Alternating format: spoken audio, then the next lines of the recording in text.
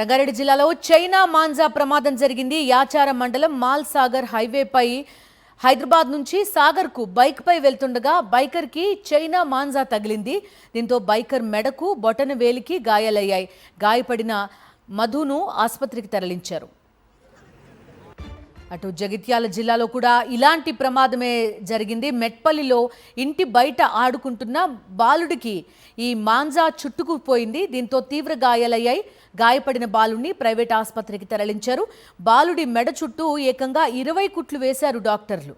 So China manja ప్రాణాంతకంగా మారుతోంది, పలువురిని గాయపరుస్తోంది. పూర్తి వివరాలు అందిస్తారు మా కరెస్పాండెంట్ సుస్మిత.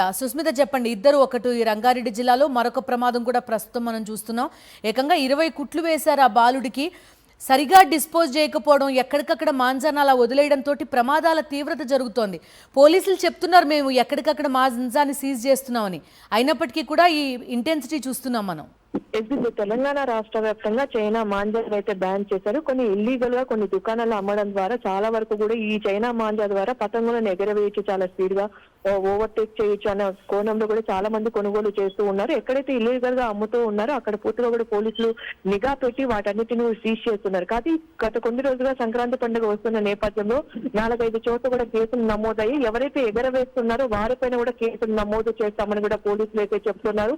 ఇప్పటి వరకే చూస్తుంటే హైదరాబాద్ నగర కమిషనర్ అయితే నిన్న 1.5 కోటి విలువైన మాంజాను కూడా స్వాధీనం చేస్తున్న పరిస్థితి కనిపిస్తుంది. అయితే ఇవాళ రంగారెడ్డి జిల్లాలో అలాగే జగిత్యాల, మేడ్చల్ ఇటీవల కాలంలో 4-5 చోట్ల కూడా కేసులు నమోదయ్యాయి. దాదాపు 5 నుంచి 20 కుట్లు పడుతున్న నేపథ్యంలో కూడా చైనా మాంజాను ఎక్కడ వాడకూడదని కూడా ఒకవైపు అయితే పోలీసులు హెచ్చరిస్తూ ఉన్నారు. ఒకవేళ చైనా మాంజాను వాడినప్పటికీ ఎవరైతే ఎగరవేస్తారో వారిపై కూడా కేసులు నమోదు చేస్తామని కూడా చెప్తూ ఉన్నారు. ఒకవైపు ఎగరేస్తున్న సమయంలో అటువైపు వెళ్తున్న బైకర్స్ పై వెళ్తున్న, అలాగే నడుచుకుంటూ వెళ్తున్న వారికి కూడా హాని కలుగుతుంది. అలాగే ప్రయాణికులకు వెళ్లే దారి పక్షులకు కూడా హాని కలుగుతున్న నేపథ్యంలో ఈ చైనా మాంజాన్ని ఎవరు వాడకూడదని చెప్తున్నారు. ఎక్కడికక్కడ స్ట్రిక్ట్ యాక్షన్ తీసుకుంటున్నప్పటికీ కూడా కొన్ని దుకాణాలు ఇంకా ఇల్లీగల్ గా దాన్ని ట్రాన్స్పోర్ట్ చేస్తూ ఉన్నారు.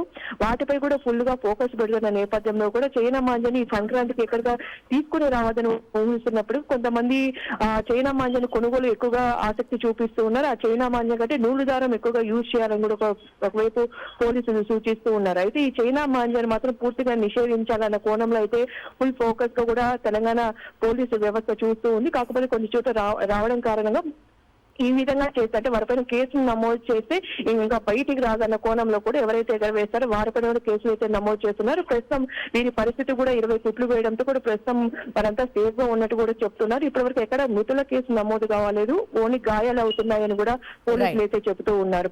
రైట్ సుస్మిత.